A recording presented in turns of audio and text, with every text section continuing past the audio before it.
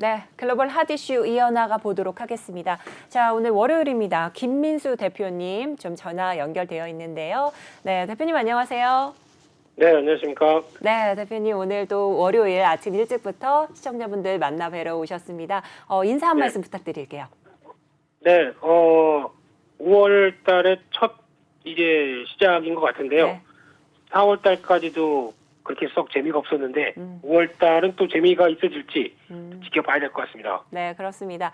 5월 첫 거래일인 오늘 5월 1일 월요일 됐는데요. 이제 개장 전까지는 얼마 남지 않았습니다. 자, 그럼 김민수 대표님 모시고 좀 심도 있는 이야기 나눠보도록 하겠습니다.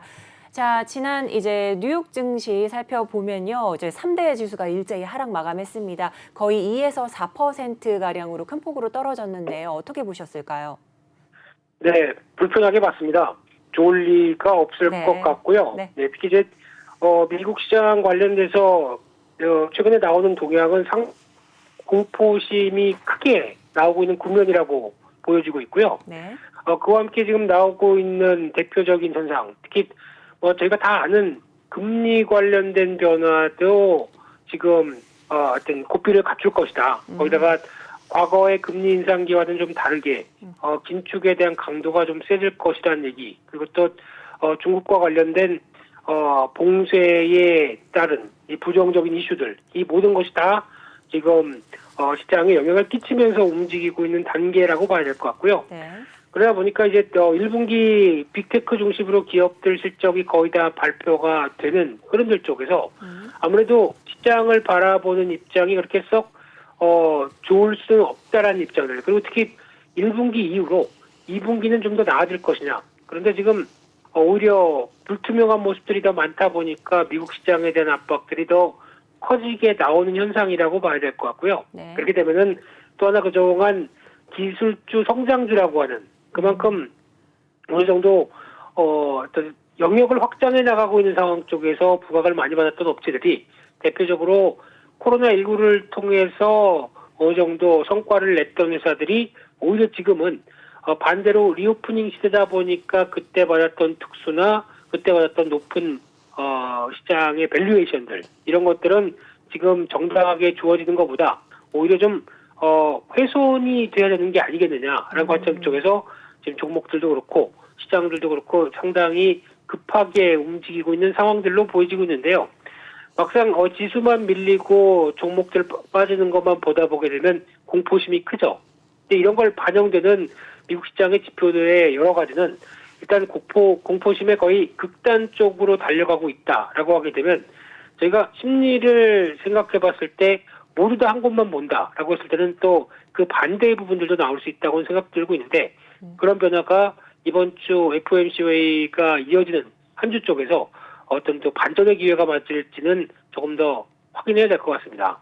네, 그렇습니다. 여러 가지 긴축 예고, 또 중국 봉쇄에 대한 부정적인 이슈들, 또 여러한 이슈들이 이렇게 좀 우리 증시에 좀 타격을 입힌 것 같습니다. 자, 그리고 말씀해 주신 것처럼 기술주, 성장주들이 코로나19를 통해서 성과를 좀 냈었는데요. 하지만 그 수혜를 입었던 걸 좀 반납하는 그런 시장의 모습, 그러면서 주가까지 영향을 받은 모습까지 이렇게 체크를 해 주셨고요. 아무래도 현재 좀 기업 실적들이 속속 발표되고 있는 현재의 상황이기 때문에 이게 바로 주가에 영향을 미칠 것 같습니다. 자, 그럼 대표님, 지금 기업 실적들이 좀 발표가 되고 있습니다. 뭐 애플도 이제 앞두고 있고요.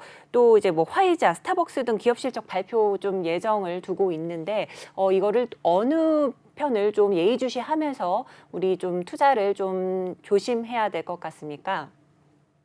네, 애플은 실적 발표했고요. 네. 지난주에 모두 다 대부분의 빅테크 기업들은 거의 다 발표를 했고, 네. 이번 주에 실적 발표 관련된 쪽에서 주목해야 될 게 아무래도 저희가 뭐 알려진 기업이다라고 보게 되면 말씀하셨던 화이자도 있고 또 스타벅스도 있고 특히 시장에서는 좀 더 주목하게 되면 AMD 정도가 아닐까 생각이 되고 AMD. 있고요.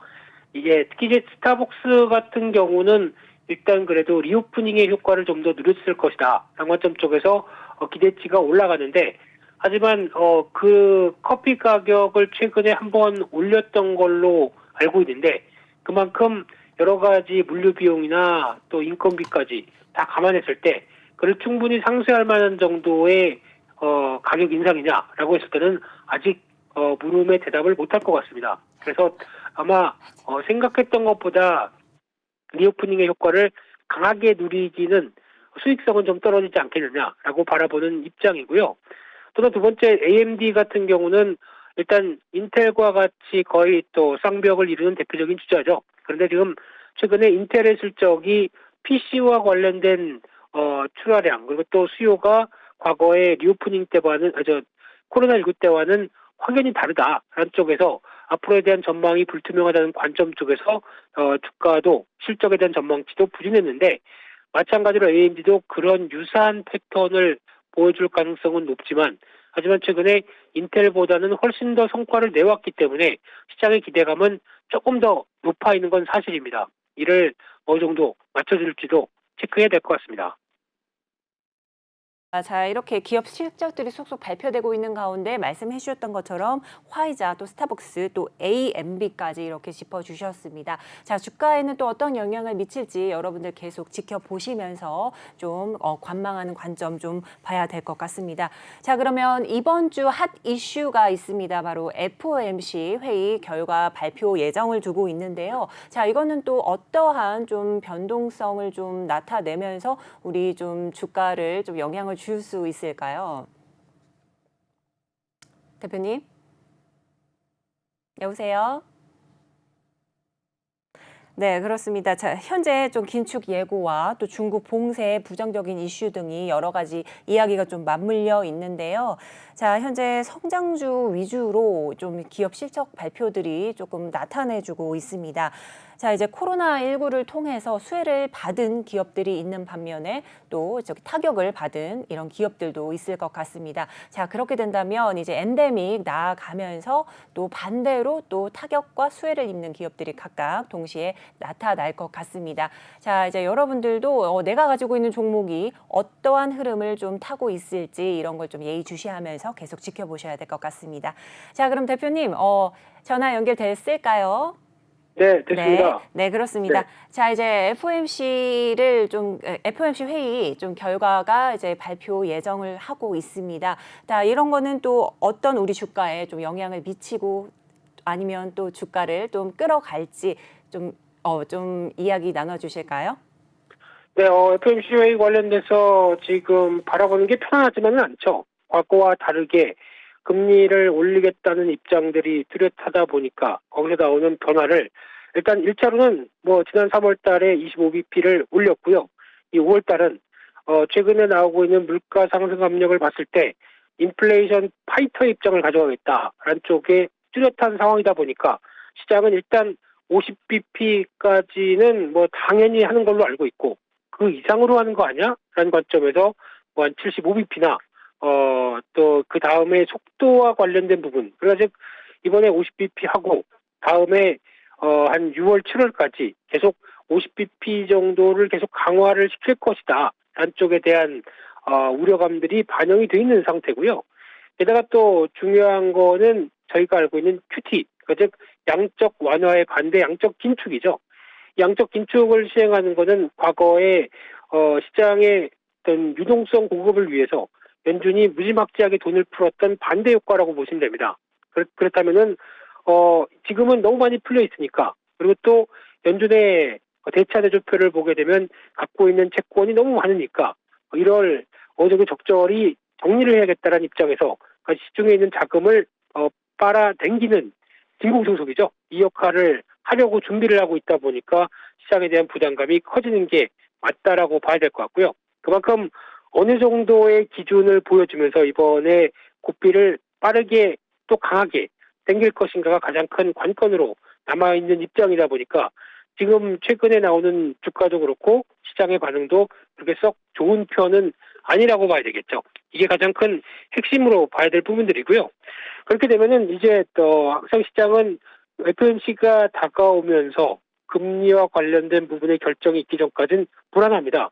혹시 뭐 진짜 뭐 100bp 그냥 확 올리는 거 아니야? 라고 하는 불안감도 있다 보니까 위험 자산에 대해서는 이렇게 빠르게 좀 부담감으로 나타난다고 봐야 될 것 같고요. 근데 그럼에도 불구하고 지금 현상이 오히려 불확실성을 미리 선반영한다라는 입장으로 보게 되면 오히려 FOMC 회의가 어떤 변화가 나오든 어떤 흐름이 나오든 간에 끝나고 나서는 오히려 좀 더 불확실성 해소 쪽으로 움직이지 않겠느냐. 왜냐하면 그 사이에 불확실성 때문에 많이 주가가 밀렸기 때문이죠. 그러면 그 다음을 생각한다라고 하게 되면 오히려 좀 더 안정적인 국면을 생각해봐도 되지 않겠느냐. 한쪽에서 오히려 지금 FOMC 전에 주가가 많이 좀 흔들린다라고 하게 되면 오히려 이거를 좀 눈 딱 감고 기회를 삼는 전략들이 더 낫겠다고 보여지고 있습니다. 네, 그렇습니다. FOMC 회의 결과가 이제 나타나게 된다면 아무래도 불확실성이 해소가 되는 측면에서 조금 더 긍정적으로 바라봐야 되겠다라는 말씀해 주셨습니다. 자, 그러면서 5월에 이어서 6월에도 FOMC가 만약에 자이언트 스텝을 하게 될지 이런 단행 여부도 좀 주목을 해보셔야 될 것 같습니다. 자, 그럼 대표님 저희가 앞서 좀 외신 4가지 기사를 살펴봤는데요. 그중에서 버크셔가 1분기 실적 감소했다 이런 기사가 있습니다. 어떻게 보셨을까요? 네, 당연히 그런 것 같고요. 지금 이제 미국도 마찬가지겠지만, 그나마, 워렌 버핏이니까 버텼습니다. 반대로 지금, 캐시우드 누님은 상당히 지금 고전을 면치 못할 걸로 보여지고 있고요.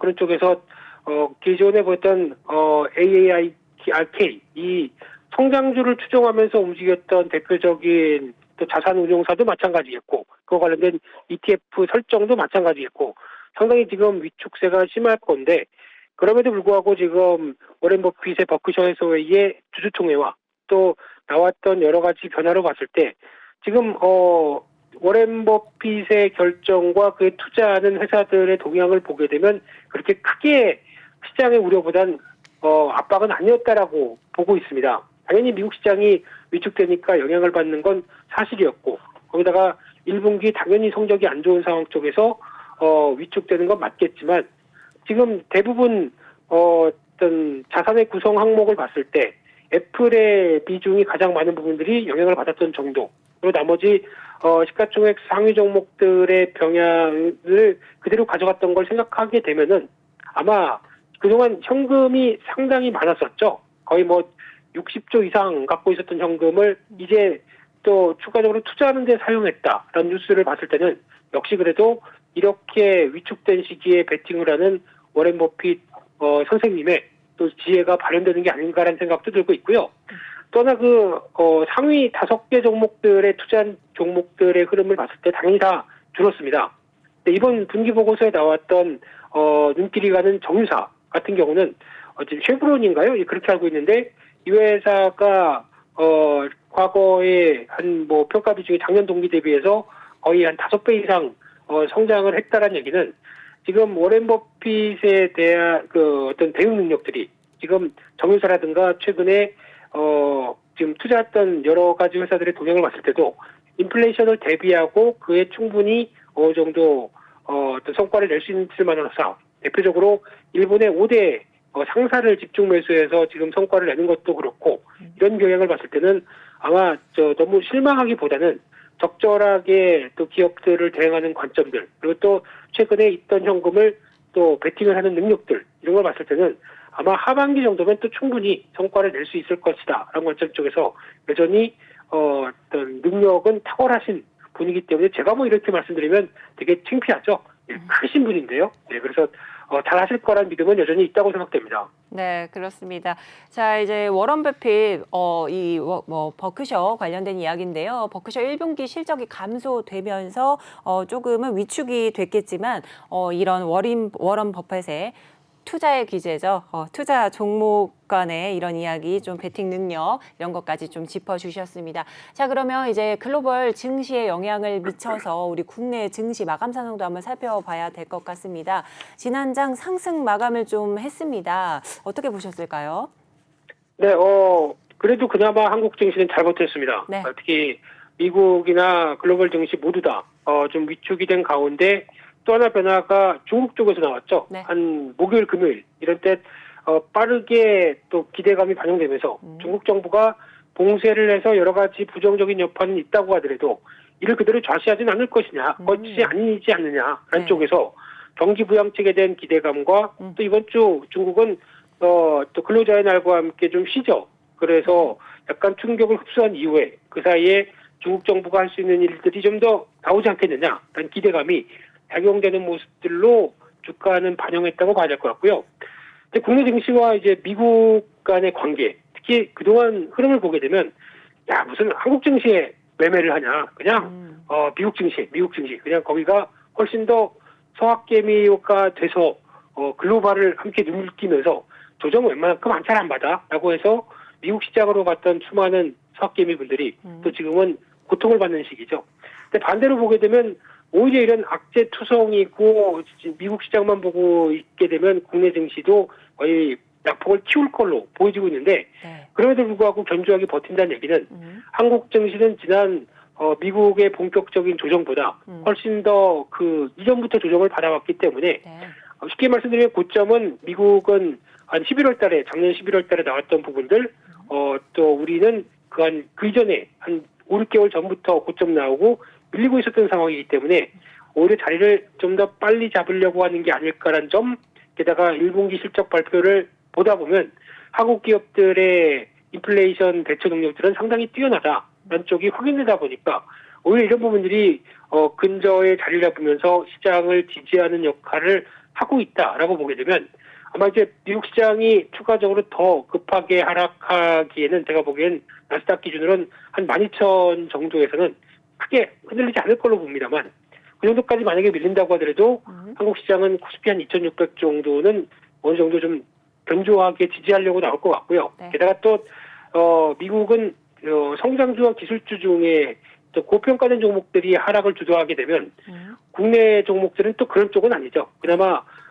성장주가 코스피 200 안에 크게 자리 잡지 않는다는 거에 감사해야 되지 않을까라는 생각도 들고 있고요. 네. 그런 쪽으로 봤을 때 우리 지금은 한국 쪽 증시의 변화는 좀 더 어느 정도 견조한 모습들이 나오지 않을까에 무게를 두면서 시장 흐름들을 바라보시는 게 좋다고 생각됩니다. 네, 그렇습니다. 자, 우리 증시 살펴주시면서 뉴욕 증시와 조금 맞물려서 좀 짚어주셨습니다. 자, 아무래도 우리 지난장 미국 증시 급등세 그런 걸 좀 반영을 받았고요. 또 국내 기업들의 양호한 실적에 힘입어서 코스피가 조금 강보합세로 마감을 한 상황인 것 같습니다.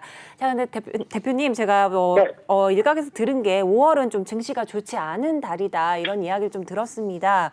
또 네. 이런 격언도 있다고 하는데요. 셀인 메이라고 5월엔 팔아라라는 이런 격언도 있다고 하는데 대표님은 네. 또 어떤 의견이 있으실까요? 네, 그 격언의 정확한 표현은요. 네. 그 전에 좋았으면 세린 메이입니다. 쉽게 말씀드리면 네. 지금 1월 효과라든가 2월, 3월 달 그래서 해가 시작되면서 나왔던 여러 가지 기대감 때문에 주가가 많이 오르게 되면 차라리 5월 달쯤에 한번 팔고 거기다가 저점이 뭐 7, 8월 달에 들어오게 되면 거기서 다시 사는 이런 전략을 얘기를 했는데 지금은 반대죠. 뭐 네. 손절하느라고 파는 것밖에 더 있겠습니까? 그쵸. 네, 그런 상황 쪽에서 지금 또 5월 달에 팔아라라는 거는 뭐 어떤 특수성에 벗어나는 얘기라고 봐야 될 것 같고요. 이번에는 반대 같습니다. 네.